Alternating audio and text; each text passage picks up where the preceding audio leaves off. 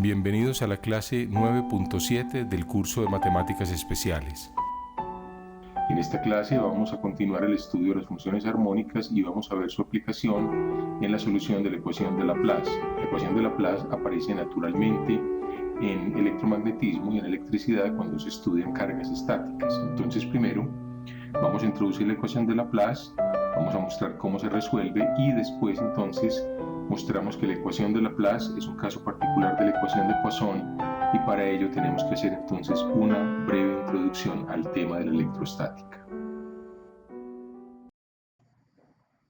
Recordemos entonces lo que era una función armónica, entonces habíamos dado esta definición.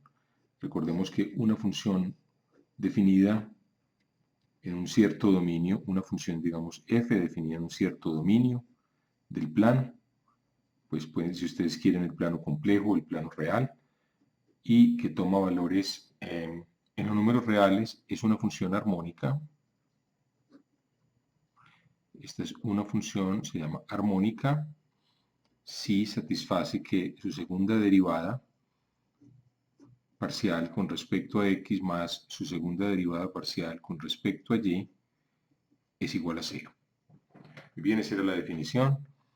Entonces, la propiedad importante que tenían las funciones holomorfas o funciones complejas diferenciables era que tanto su parte real como su parte compleja son funciones armónicas. Entonces recordemos si f ahora de un cierto dominio del plano complejo a los complejos es una función diferenciable en el sentido complejo, una función diferenciable en el sentido complejo. Entonces recuerden, eso simplemente es que su derivada compleja existe, entonces si la escribimos con sus partes reales y complejas, o sea, si escribimos f de x más y como u de xy más y veces b de xy, donde recordemos esto lo llamamos, a la u la llamamos la parte real, a b la llamamos la parte compleja. Entonces recuerden, esta era la parte real, esta era la parte compleja de la función. Entonces,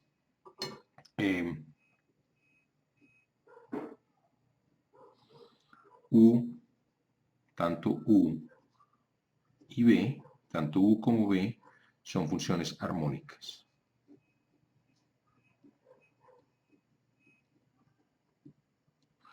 Entonces vamos a hacer un pequeño ejemplo. Tomemos, por ejemplo, la función u de xy igual al logaritmo natural de la raíz cuadrada positiva de x2 más y2. El logaritmo sería el logaritmo de esto. Entonces veamos que esta función es armónica. Esta función es armónica en todo el plano complejo al que le quitamos el eje negativo. Vamos a quitarle el eje negativo. Y bueno, en un dominio suficientemente grande, no nos preocupemos exactamente cuál es el dominio más grande donde es armónica. Vamos a ver que de hecho es armónica pues en todo el plano, pero lo escribo de esta manera simplemente porque quiero recordar que esta función definida así, de esta forma, es la parte real de la función logaritmo. Entonces recordemos que la función log de z, la función f de z igual a log de z, esta función, pues recordemos, se había definido como el logaritmo del módulo de z más i veces el argumento principal de z, donde el argumento principal estaba entre menos pi y pi. Entonces, recordemos esa definición. Ahora, ¿cuál es entonces la parte compleja? Sería la función argumento, y la parte real de esta función sería la función logaritmo del módulo.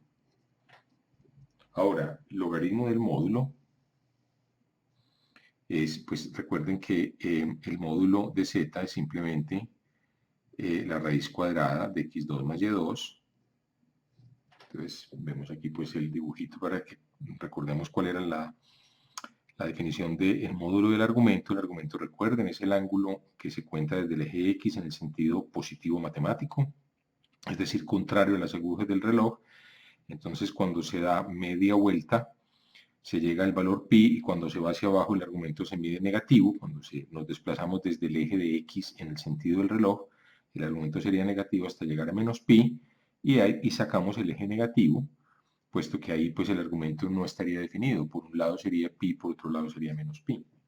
Muy bien, entonces, según lo que ya habíamos visto, entonces, por lo ya visto, entonces, esta función, por ser la parte real de una función diferenciable, que esto ya lo habíamos visto, entonces esta función es armónica.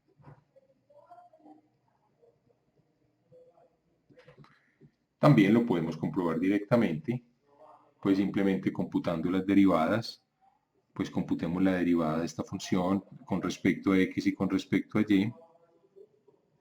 Entonces esto es la raíz cuadrada de x2 más y2, logaritmo. ¿Cuál es su derivada de u con respecto a x?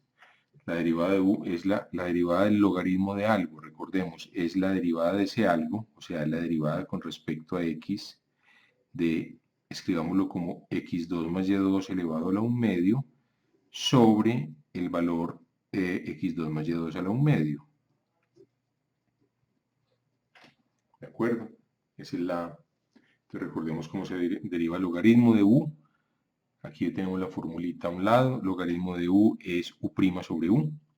Ahora derivemos esta función con respecto a x, pues sería 1 medio de x2 más y2. Aquí quedaría la 1 medio menos 1 a la menos 1 medio por la derivada interna en el paréntesis, que es 2x, dividido por x2 más y2 a la 1 medio.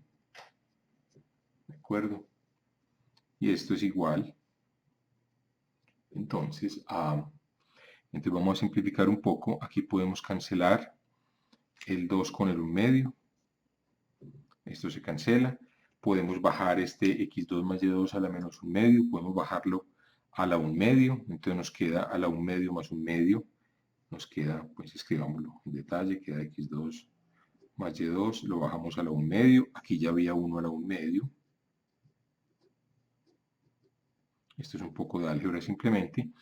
Y aquí tenemos entonces arriba, nos había quedado x. Muy bien, entonces esta es la primera derivada. Entonces la primera derivada es x sobre x2 más y2 a la 1 medio más 1 medio a la 1. Luego tenemos entonces que la derivada de u con respecto a x es x sobre x2 más y2. Entonces ahora volvemos a derivar con respecto a x.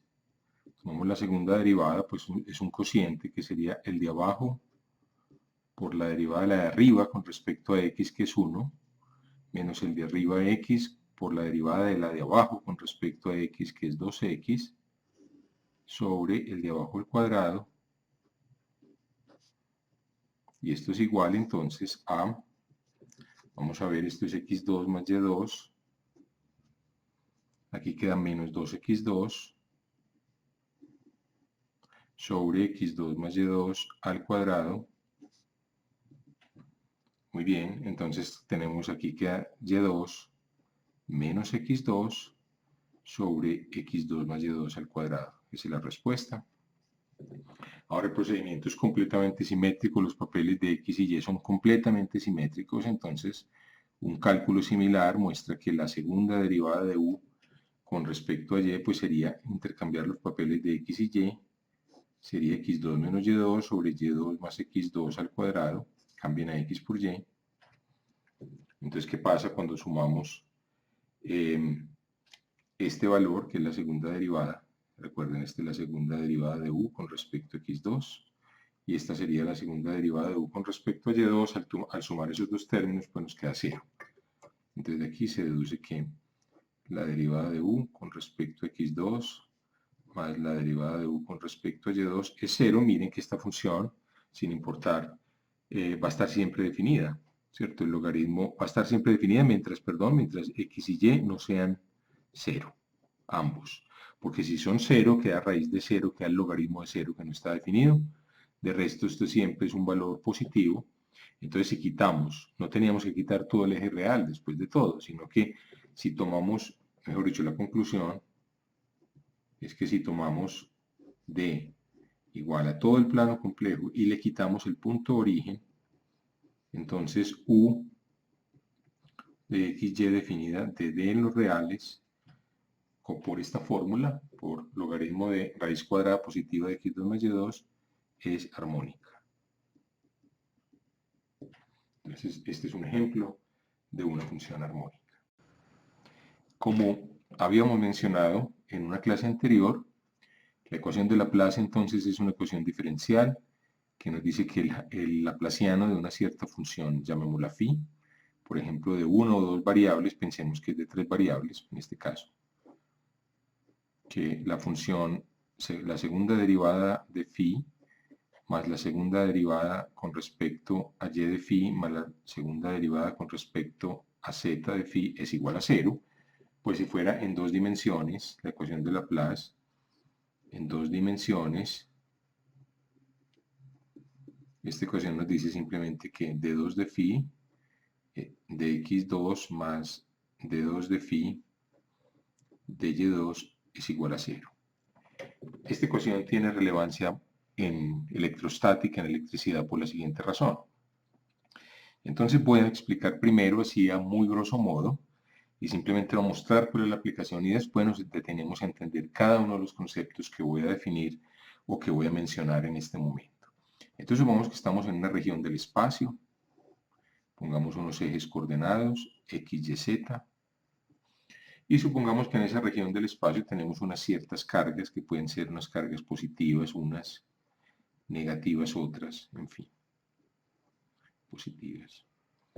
Entonces, si tenemos una cierta distribución de cargas, esto lo vamos a dar a través de una cierta función que vamos a llamar densidad de carga, pero pensemos que tenemos unas cargas, pensemos que ustedes tienen, por decir, algunos protones situados aquí, unos electrones, o unas pequeñas bolitas cargadas positiva y negativamente. Ese convenio de lo que es una carga positiva y negativa, voy a explicarlo con detalle, pero tomémoslo así muy intuitivamente. Entonces, si tenemos una carga cualquiera, voy a pintarla con este punto negro, Q. Estas son unas cargas que voy a llamar Q1, Q2, QI en general. Y tenemos una carga Q. Entonces, todas estas cargas sumadas producen lo que se conoce como un campo eléctrico.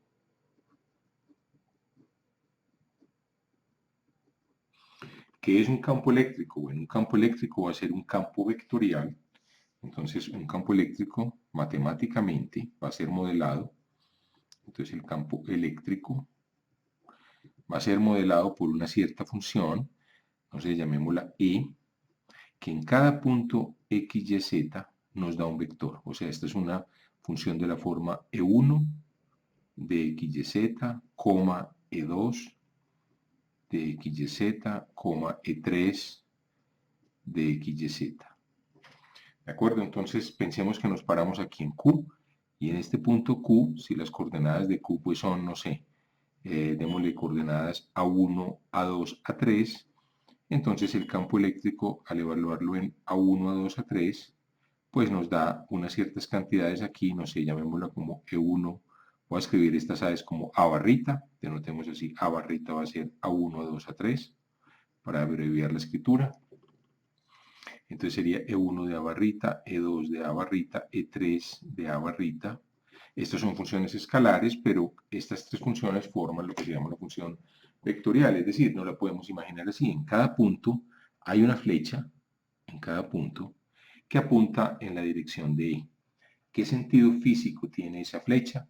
Esa flecha va a tener el sentido físico, es que esta flecha va a dar la fuerza a la que está sometida. Piensen que esa es una fuerza que es la resultante de todas estas partículas. Unas, si Q tiene, digamos, signo negativo, pues entonces las negativas lo van a rechazar, mientras las cargas positivas la van a atraer.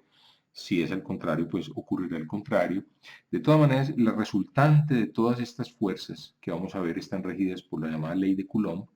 La resultante va a ser un vector en una dirección. Ese vector recibe el nombre de campo eléctrico. Entonces, operacionalmente, es decir, físicamente, si yo pongo la partícula Q, entonces la fuerza que experimenta Q,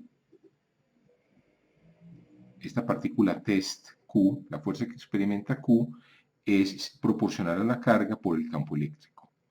Es decir, es un vector, la fuerza es un vector, si ustedes quieren, pues pongamos una flechita, como muchas veces se acostumbra, flechita, pero muchas veces no voy a poner la flechita, simplemente en el contexto quedará claro que es una función vectorial. Entonces, la fuerza va a tener la dirección de E y la magnitud va a depender de la carga. Si la carga es positiva, entonces va a tener la dirección de E, si la carga es negativa va a tener menos la dirección de E. Entonces, el concepto de campo eléctrico es ese. El campo eléctrico es simplemente una función vectorial que está definida en todos los puntos del espacio y que debe interpretarse físicamente como la fuerza que se ejerce sobre una partícula situada en ese punto del espacio que tuviera una carga Q.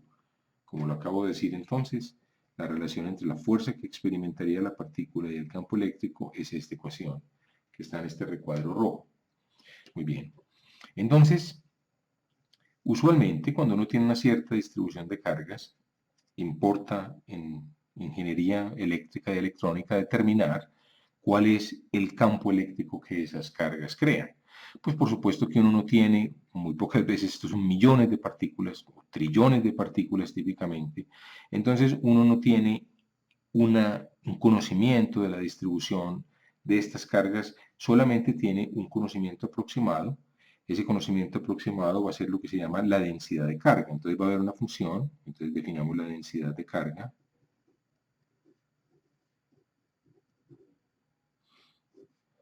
Entonces la densidad de carga va a ser una función escalar, rho xyz, o sea, esta rho es un número real, en cada punto no es un vector, es una función escalar, de tal manera que si integramos sobre una región del espacio, una cierta región D, integramos entonces, no sé, entonces pintemos una región del espacio, si tenemos una región del espacio aquí, puede haber cargas adentro, cargas afuera, en fin.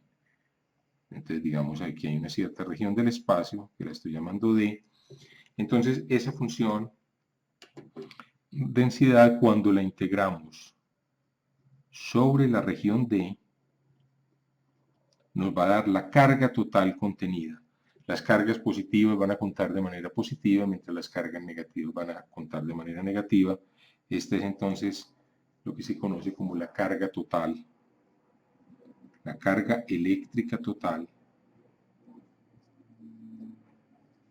contenida en la región D.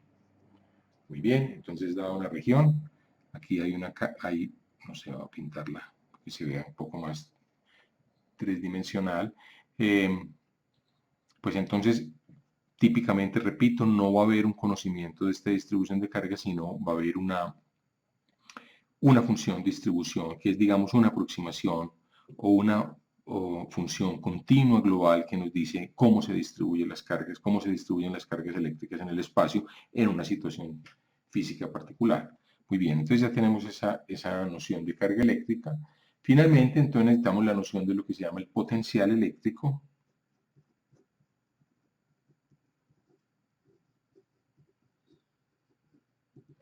Entonces el potencial eléctrico va a ser una función phi, si es que este existe, una función escalar también, o sea, phi de xy va a ser un número real en cada punto, esto es una función escalar, de tal manera que el gradiente de phi, o mejor dicho, de manera más precisa, menos el gradiente de phi, esto es muy parecido a lo que ocurría, va a ser como el símil, o el análogo de la función temperatura, cuando hablábamos de calor, el potencial eléctrico entonces va a ser una cierta función phi, de tal manera que menos el gradiente de phi va a ser el campo eléctrico.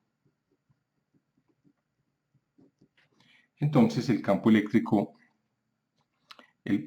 es, repito, una función vectorial, el potencial eléctrico entonces va a ser una función escalar, es decir, para cada xyz, phi de xyz va a ser un número real, de tal manera que menos el gradiente de phi es igual a E. Recordemos que el gradiente de phi no es otra cosa que el vector formado por las derivadas parciales, de phi de x, de phi de y y de phi de z. Esto es lo que se conoce como el gradiente. Luego menos el gradiente, pues sería este vector con signo menos. Esto debe ser el campo eléctrico. Para que una función phi sea un potencial eléctrico, debe cumplirse esta condición. Muy bien. Entonces lo que nos dice la ecuación de Laplace es que cuando hay una distribución de cargas, entonces lo que nos dice la ecuación de Laplace en general, también conocida como ecuación de Poisson, en esta generalidad, lo que nos va a decir es que, dada una distribución de cargas en el espacio, dada una distribución de cargas, en R3, ahora, ¿qué es una distribución de cargas? Dada una función densidad, esto es equivalente a decir, dada una ρ de x y z, ¿cierto? Eso nos dice cómo se distribuyen las cargas eléctricas en el espacio.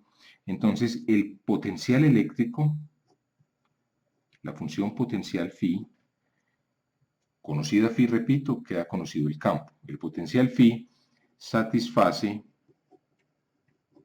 la ecuación, el laplaciano de phi, es decir, la suma de las segundas derivadas de phi. ¿De acuerdo? Esto es lo que se conoce como lo hemos denotado así, como un nabla cuadrado, el laplaciano de phi, es igual entonces a menos la función densidad dividida por una cierta constante, que es sub 0, se denota como E0 típicamente, una constante 0 donde E0 se conoce como la permitividad del vacío. Es una constante. Entonces, muy bien, entonces repito, la ecuación de Laplace, entonces lo que nos dice es que el laplaciano de una función phi, que es el potencial de un campo eléctrico, satisface esta ecuación. Entonces, conocida la solución de esta ecuación para phi, es decir, dada una ρ, si conocemos la phi con unas ciertas condiciones de frontera, unas ciertas condiciones iniciales, entonces conocemos el campo eléctrico, puesto que el menos el gradiente es el campo eléctrico. El campo eléctrico es menos el gradiente.